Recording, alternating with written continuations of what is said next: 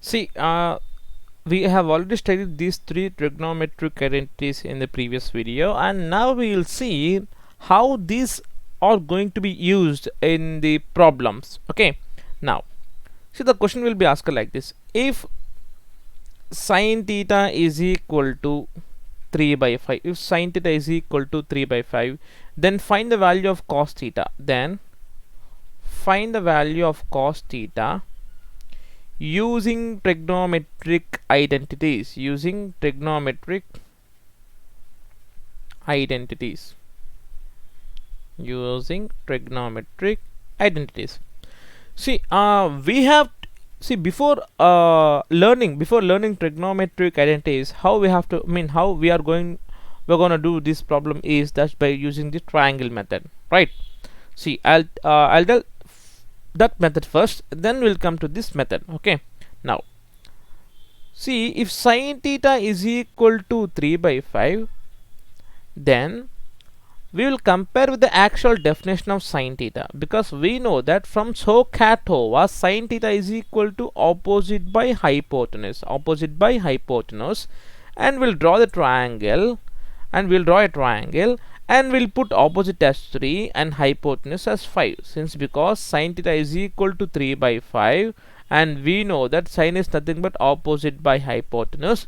In place of opposite 3 is there, that's why we will write opposite as 3, and in place of hypotenuse 5 is there, so that's why we will write 5 in the place of hypotenuse. And we have to find the adjacent side. How will you find out the adjacent side? We will use Pythagoras theorem. What is Pythagoras theorem? Says opposite square plus adjacent square is equal to hypotenuse square. So that means opposite is 3 square, adjacent is x square, is equal to 5 square. So 3 square is 9 plus x square is equal to 25. So x square is equal to 25 minus 9. X square is equal to 16.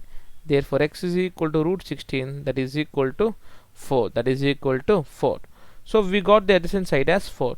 Now what we have to find? We have to find cos theta here, and we know that cos theta is equal to adjacent by hypotenuse, since because we know that the basic definitions of SOHCAHTOA: sine is equal to opposite by hypotenuse, cos is equal to adjacent by hypotenuse, and tan is equal to opposite by adjacent.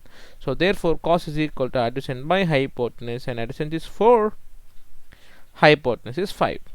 So in this way we are doing the problem in the past. Okay, so now he is asking to do the same problem, he is asking to do the same value by using the trigonometric identities. See, by seeing sine and cos, we know that what identity we have to use. So we have three identities. One is sine square theta plus cos square theta is equal to 1, and second one is secant square theta minus tan square theta is equal to 1, and third one is cosecant square theta minus cot square theta is equal to 1. So we have three identities, and now we have we have only one identity which is involving both sine and cos. So it is nothing but the first identity. So here sine theta is given and cos theta is not given. So anyway, the ratios which are involved here are sine and cos. So therefore we have to use the first identity. So first get the clarity of that. Okay, you have to know which identity is to be applied there in the scenario. Okay, in this scenario or in this problem, sine theta value is given and we are asked to find the cos theta value. Since sine theta and cos theta are being involved there, we will use the first identity. And what is first identity? Sine square theta plus cos square theta is equal to 1. Sine square theta plus cos square theta is equal to 1.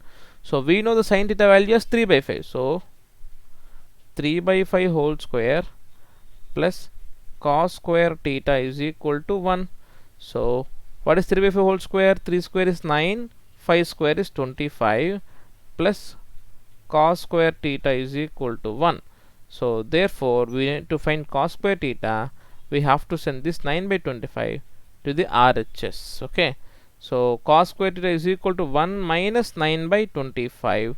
Now we have to do cross multiplication. That will become cos square theta is equal to 25 ones are 25 minus 9 by 25. So therefore cos square theta is equal to 16 by 25.